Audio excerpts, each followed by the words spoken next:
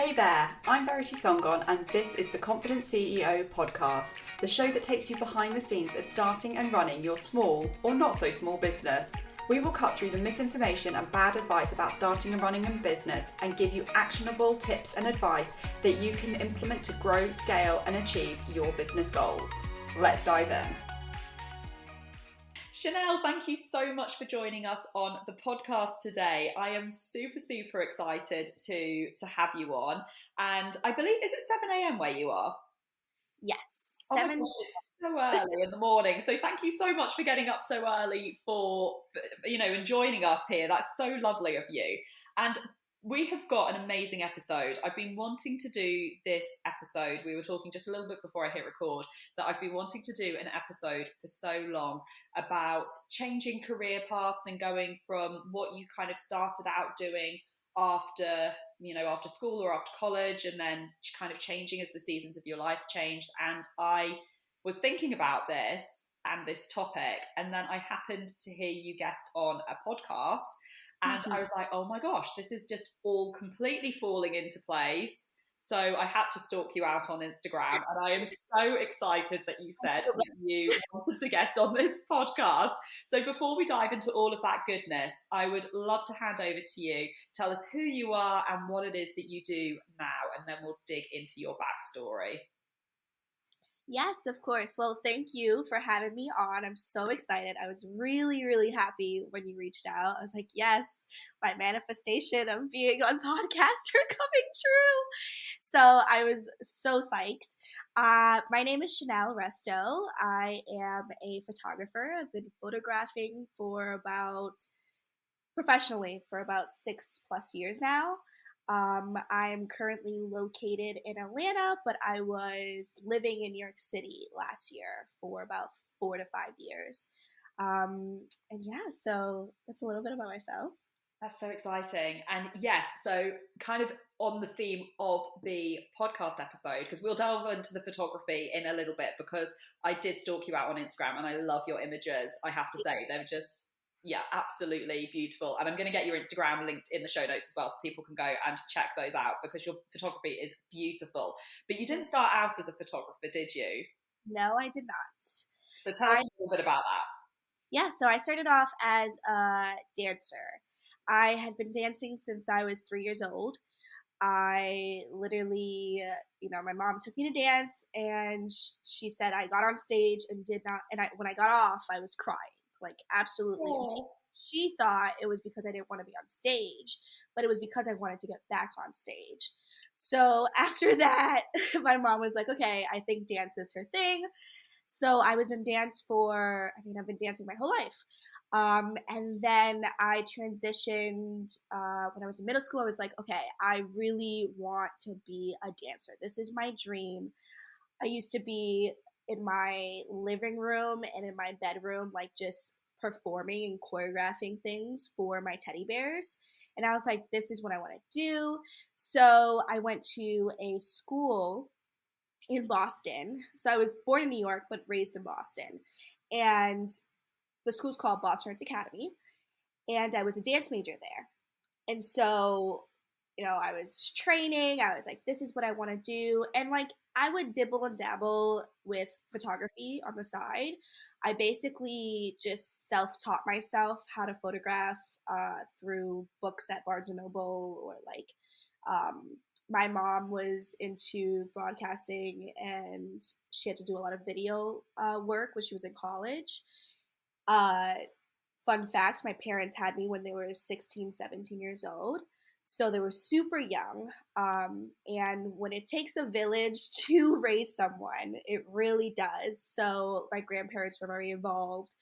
My uncles, everyone was very involved in my life. And so they were kind of the catalyst of like, okay, you could do it. You could be a dancer. They kept supporting me in that. That was like really what they thought the outcome of where I was going to be in my career was going, like that's where it was going. And then I was like, okay, I gotta get more serious. So I was like, I'm going to school for college at Mason Grove School of the Arts at Rutgers University in New Jersey for dance. So I got in. I was a dance major there. And then as I continued, I also lived in London, which we discussed before the podcast. And I went to a conservatory there called Trinity Laban Conservatory and was dancing there too. And so while I was doing all of these dance shows and performances and choreographing, I again had my camera with me at all times. I was basically the one in the group with their friends that always just was taking pictures of their friends. I was taking headshots. I was, taking pictures of performances. So I always had that, drive to do that. And then my life kind of transitioned. So yeah. I love that so much. I love that there was just, so first of all, I love the fact that you've got such a supportive family network behind you, because I just think of so many people who, if they turn around and they said, Mum, Dad, I want to dance, they'd say, that's nice, but no, you're going to college to do something completely different. That's not a career path that we advocate for whatever reason. So I love so much that you've had that family backing and that family support, but kind of behind you there. How did they feel when you decided that you weren't going to stick with the dancing and move into photography? Yeah, so my family from especially from my mom's side is they're very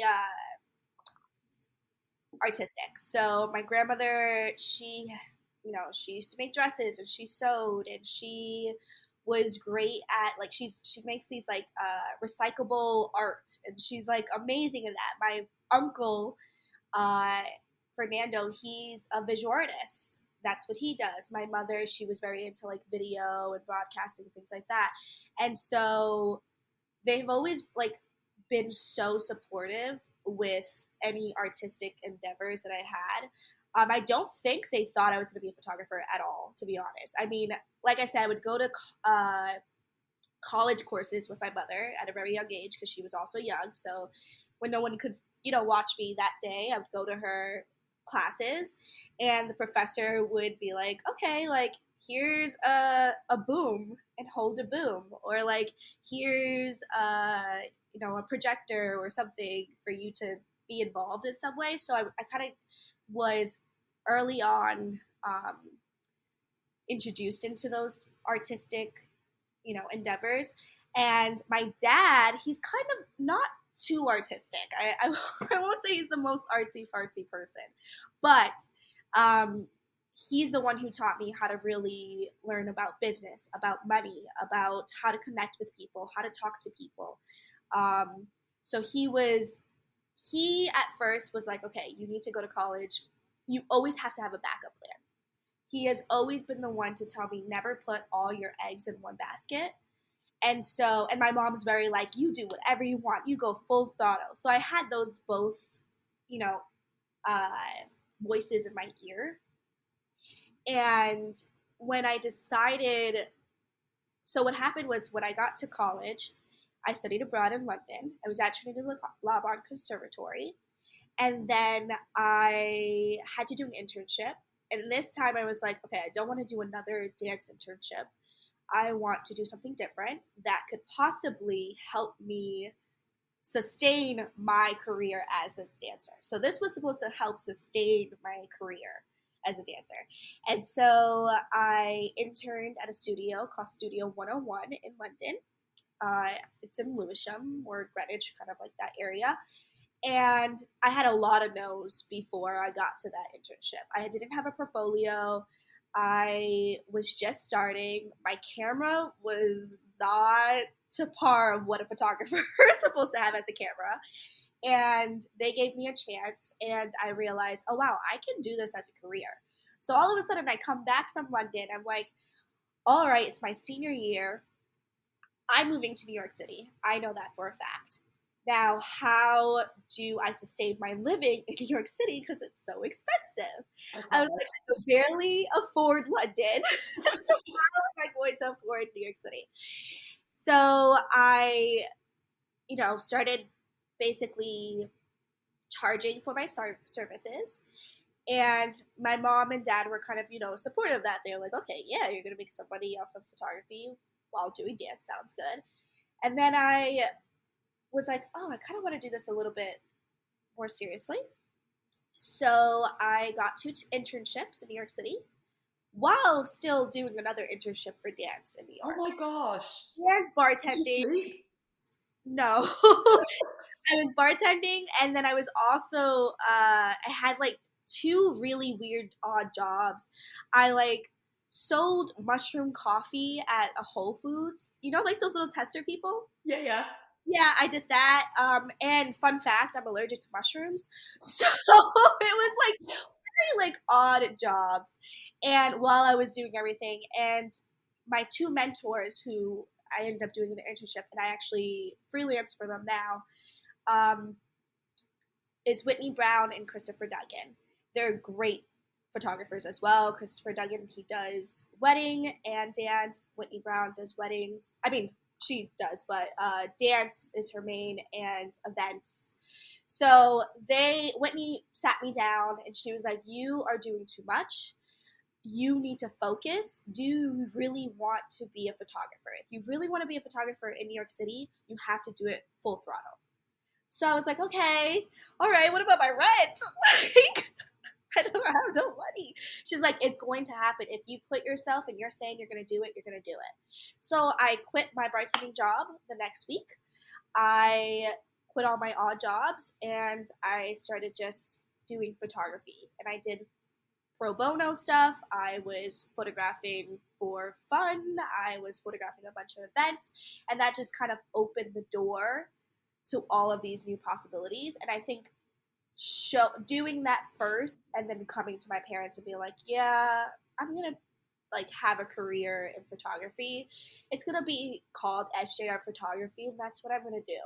Was they were very supportive because they were like, oh, okay, like, and I'm like, this is what I'm doing, this is how I'm doing it. I've always had such like a clear plan on how I do things. Um, but it's not to say that leaving dance behind was easy because I still kind of had my foot in dance in some way.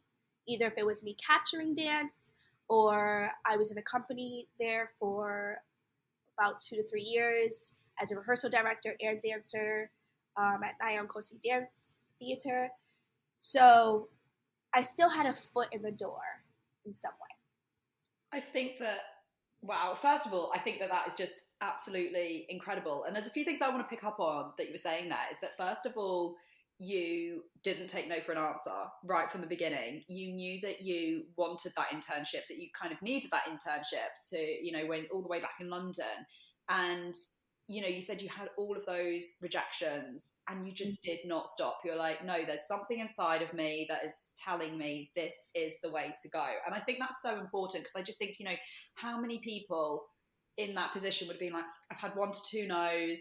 I don't have the best camera in the world. Do you know what? It's just not meant to be. I'm not going to make this. I'm not going to make this shift. And I think that making that shift sometimes it can be scary. It can be difficult because, like you said, you had that foot in the door still with dance, and sometimes it's how you identify in yourself, isn't it? I mean, my background, as a lot of my listeners know, is a registered nurse. I knew that throughout the whole of my childhood I was going to be a nurse. In fact, we've got this incredibly embarrassing photograph which is never going to surface on the internet, so nobody asked for it.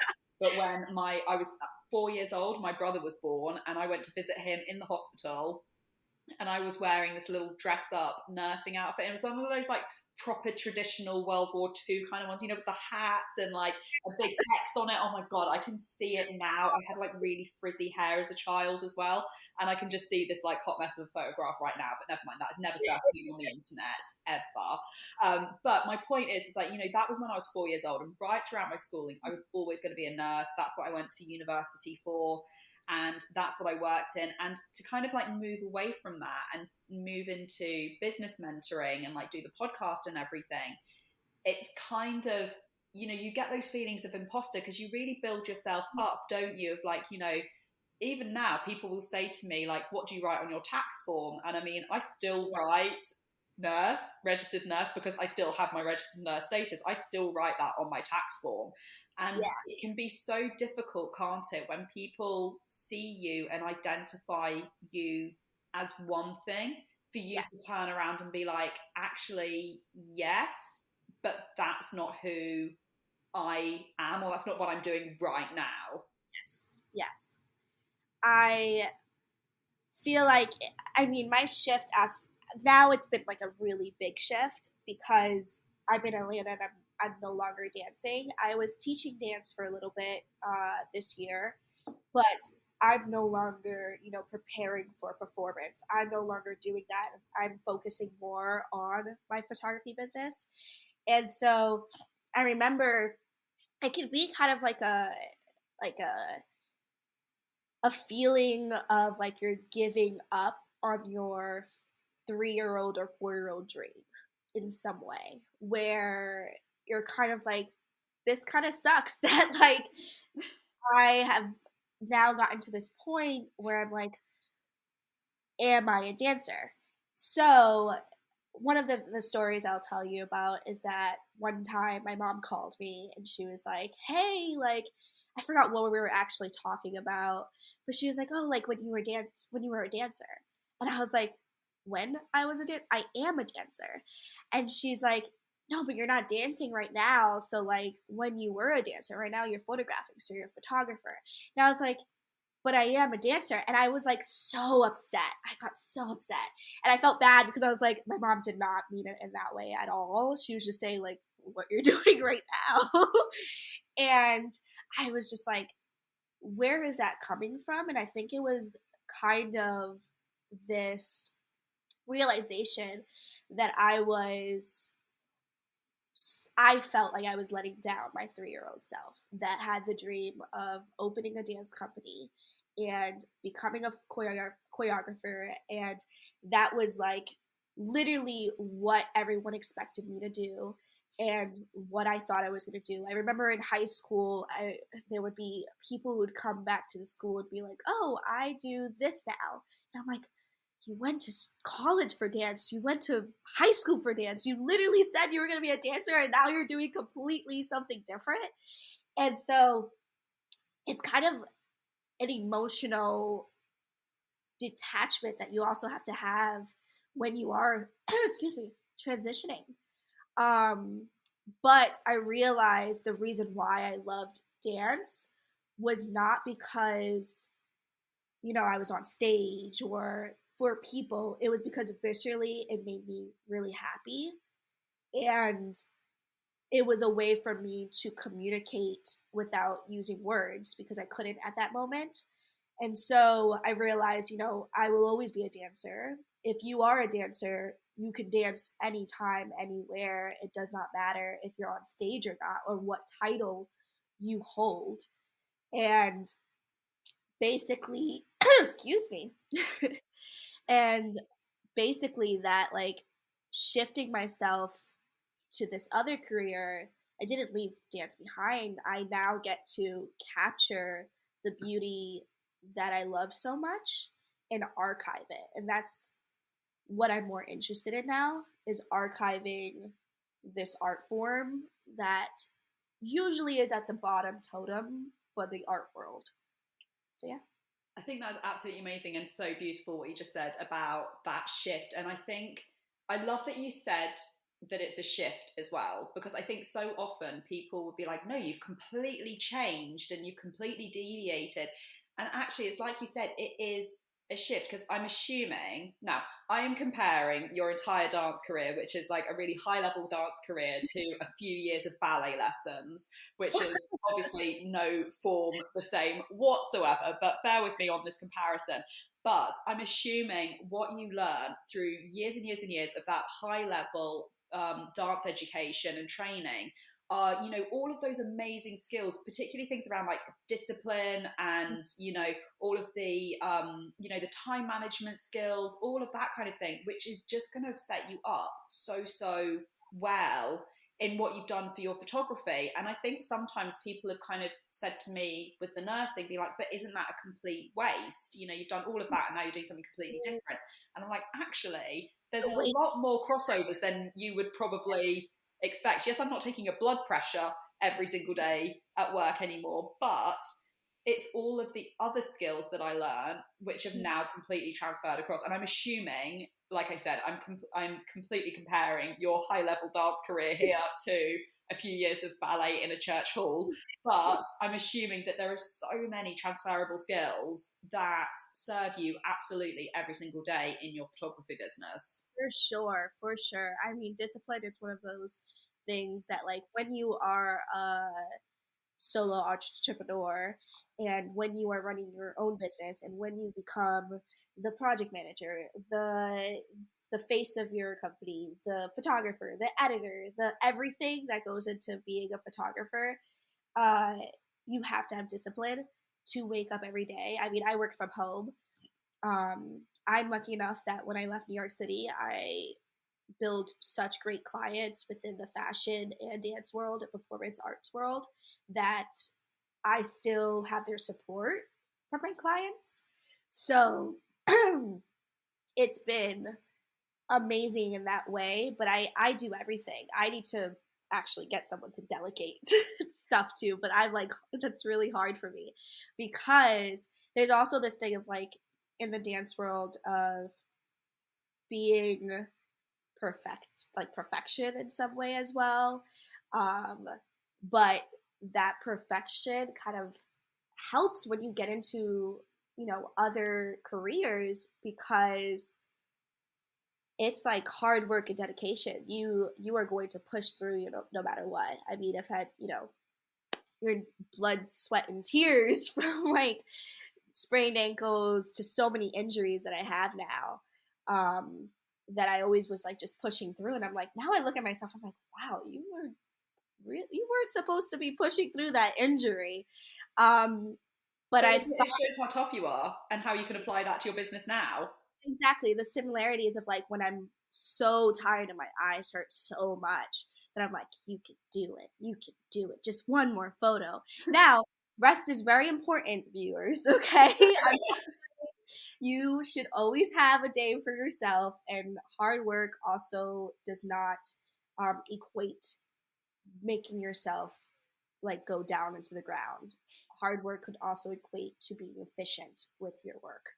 Just wanted to say that. But yeah, I mean, it was hard. It was really hard for me emotionally to separate myself as that 3-year-old high schooler, college student of a dancer to who I am now. And I'm very stubborn in some ways. So it was like a really pulling back and forth for me because I was like, I don't want to be considered not a dancer.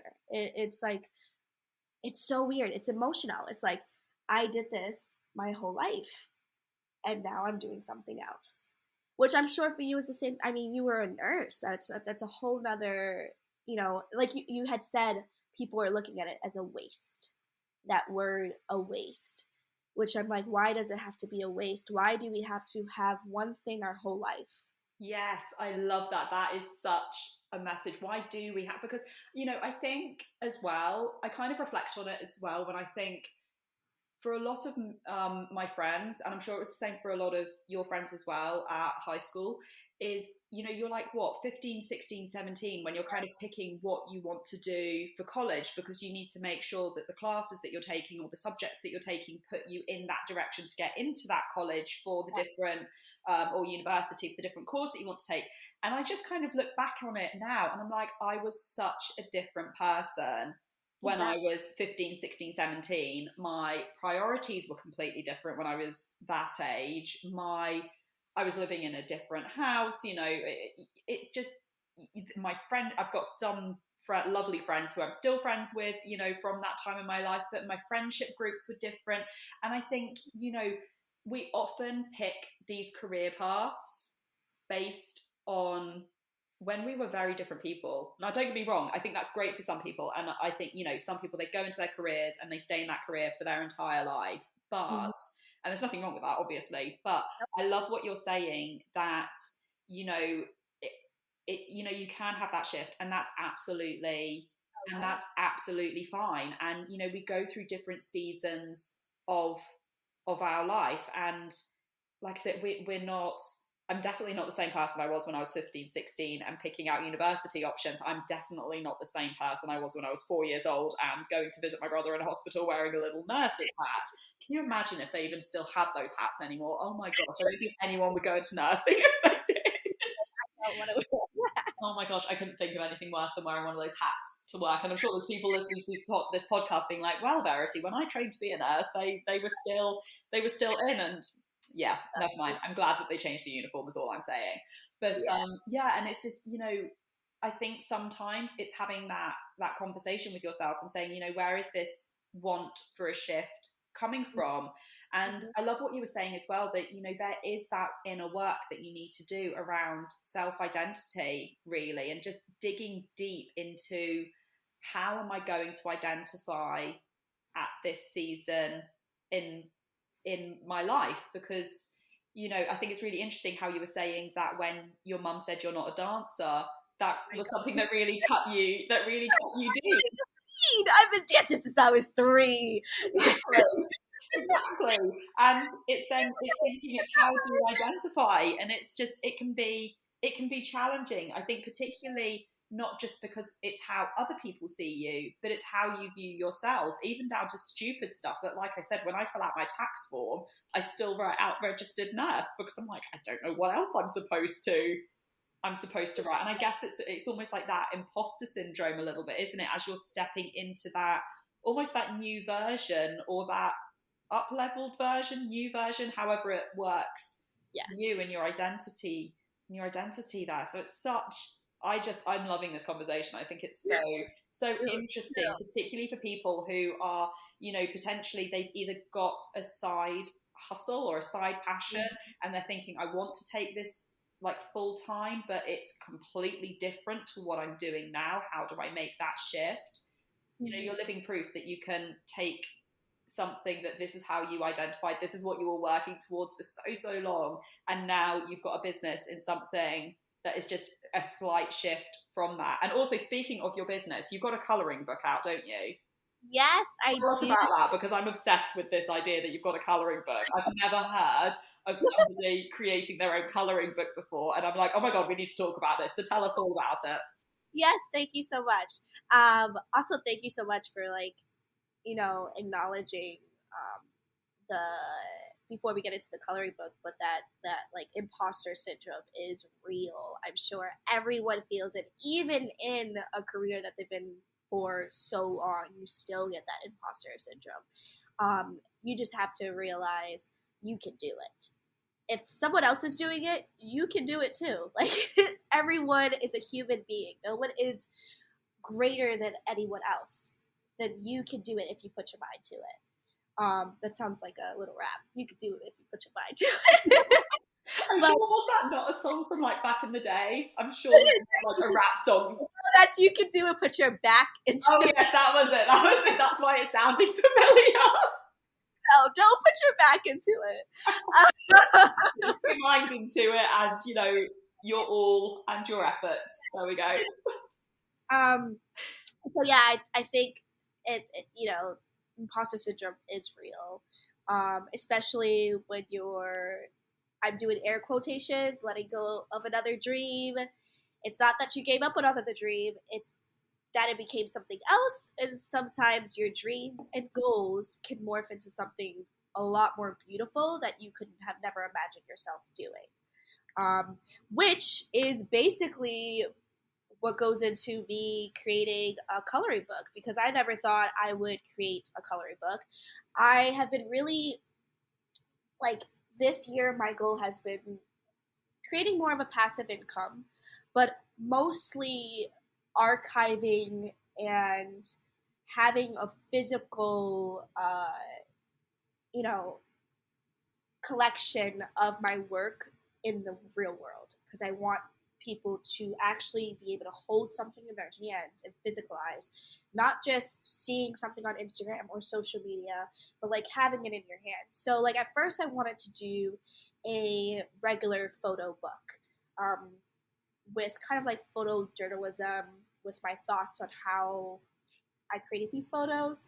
And then I have a 5-year-old sister, and her name's Mia. She's gonna love that I said her name on here. Hi, Mia.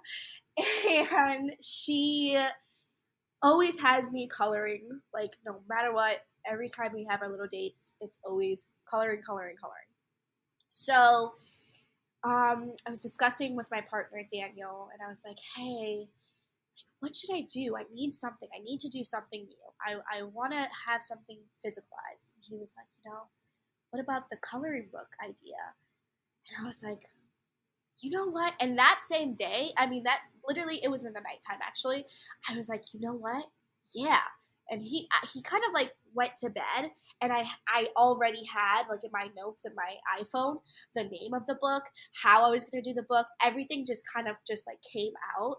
And so it's called Capture the Colors. It's available on Amazon, and it's self-published, and it's basically a photography coloring book. So I transpose 10 actual original photography photographs that I took around the world. So there's one from Cuba, one from England, one from Atlanta, Boston, like different places. And I transposed them into a black and white sketch aesthetic coloring book. And it was hard at first. I was like, whoa, because there's static in photos, there's like a lot of things in the photographs that doesn't translate well into a coloring page. So I did that, and then I was like, okay, I want it to be a little bit more photography wise, so that people could also learn from it. So I also have 10 educational tips on how to capture the shot in the coloring book that is great for, you know, photographers, amateur photographers, or people who just love to photograph. And so it has 10 tips and 10 photographs. And then I also have an extra bonus 10 photographs of the same photographs, but so that you can color with a friend. Because, or, when you just color one and you mess up and you don't ever have another page and you're like, oh man, I messed up this coloring page because I color outside of lines all the time. So I then have an extra 10 bonus. So Capture the Colors is available on Amazon. It's great for the holidays, and it's also a great gift for your mom, your dad, your siblings, your friends, your lover, whoever you think loves to color, which is everyone. It is a great gift for everyone and all ages as well. I love that so much. I'm going to get that link down in the show notes as well. So if anyone is interested in that colouring book, then you can check it out, because I was just obsessed with this idea when I found out that you'd done a colouring book. And I love the idea as well that you said that you literally had this 5-minute conversation, and then by the morning you had the whole thing just mapped out, because I Yeah. really believe that if something's meant to be, Mhm. then it just, sometimes you just need the suggestion to just kind of like unlock the creativity, and then bam, it's there. I know I had that so much when I was creating the journal range, like literally within a weekend, it was like, bam, this thing exists. And I love that you were like, here we go, we've got something which is nearly fully formed within a matter of like a day. I love that. Yeah, I think also it was the first time like that I was so indulged in something that like I woke up and went straight to it and just wanted to do it, and like wanted to get those pages and wanted to like be on Photoshop. And like I would have that feeling a lot with dance and creating pieces. But with photography, you go to your event, you photograph, or you go to something, you photograph. The finished product, you have it there, you edit it, and it's done. It's right, it's a photo and it's already done, and that's it. Whereas this was like a project within photographing that I was like, ooh, this is a little fun. This is cool. I mean, not to lie, there was a lot of hiccups. Like putting it on Amazon, I had to do it like 4 times because I Oh did no. something wrong 4 times. And at the fourth time, I called Amazon and I was like, please, please, I can't do this anymore. I have a deadline. Can you please just tell me step by step? And they were great. They helped me. But I was like, what? And it was like the smallest thing. It was like I didn't toggle something. Oh And I my was like, gosh. this is driving me insane. So it was a hard process, especially because I've never published a book. And so I'm sure with the journal, like it's have you ever published anything before that?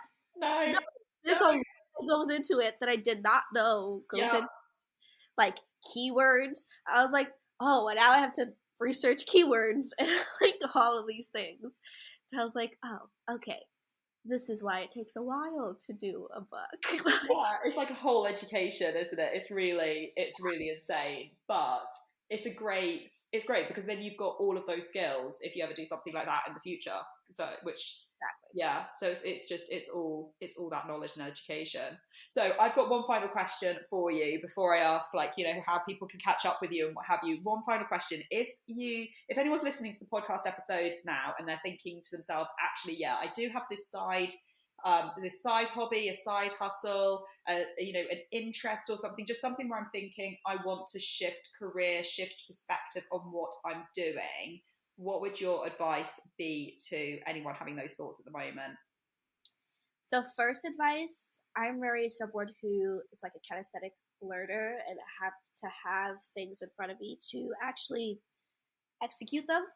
So I would say if you are that way, write a list of goals, but two lists. So the first list is this like your biggest dream, like the dream that people might think is ridiculous, uh, but is your dream, or something that you think the people like. For example, one of my dreams since I was like very very young was to be in dance magazine in some way, which was this magazine that's for dancers population. And I grew up on this magazine, so it was like either I wanted my photo in it or I wanted to be in it or something. So that was like a big dream as an example, and list that. Then the second list, have mini goals to get to that dream. So like I couldn't just like call up Dance Magazine like, "Hey, Dance Magazine, you don't know who I am, but like my name is Shannel and you should have my photo in your magazine." Like that's not how it works. But what can you do to get to that goal? So, for example, I knew certain companies in New York City that feature in Dance Magazine, or you know are usually in Dance Magazine. So I started working with those companies, because those companies are what aligned with what I want as well, and how I want to present myself in my career. So saying like, okay, I'm going to work with this company and pitch myself. Pitching is a great thing to do. I'm very for pitching. So creating those mini goals to get you there. Even if it's like, okay, I need to revamp my website to seem a little bit more professional. You know what I mean? So those two lists are really important, I think, because then you can see it in front of you and you won't get overwhelmed that you're not in a place where someone else is. And you should never compare yourself, because a lot of people have been doing what you want to do a lot longer, or they've had schooling or something behind what they're doing. So if you're starting off, don't get discouraged. Don't let those no's get you down. I know it's so hard, but someone, like I said, we're just humans.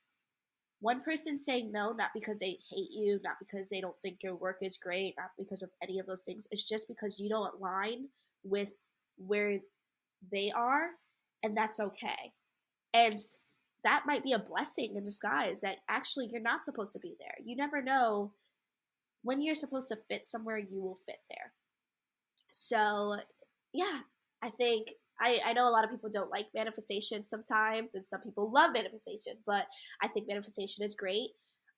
If you're not into manifestation, just putting those goals down kind of brings those manifestation out. You're putting it out into the world.